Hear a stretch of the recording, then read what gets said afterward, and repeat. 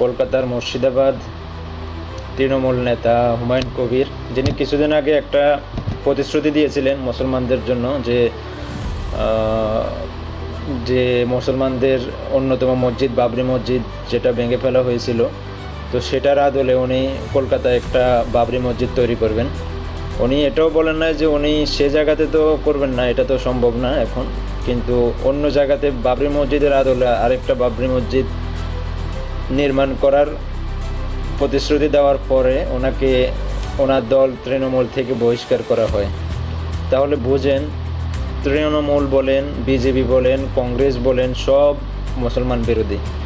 তারা কেউই মুসলমানদের জন্য আপনার কখনো ভালো কিছু দেখবে না। আপনার মুসলমান তাদের নিজের স্বার্থ রক্ষার জন্য যে কোনো উদ্যোগ নিলে বা মুসলমানের কোনো অস্তিত্ব রক্ষার জন্য কোনো উদ্যোগ নিলে, মুসলমানের কোনো ঐতিহ্য বা মুসলমানদের কোনো মসজিদ তৈরির জন্য কোনো উদ্যোগ নিলে, সেটা বিজেপি বলেন, কংগ্রেস বলেন বা তৃণমূল বলেন, সবাই এটার বিরোধী।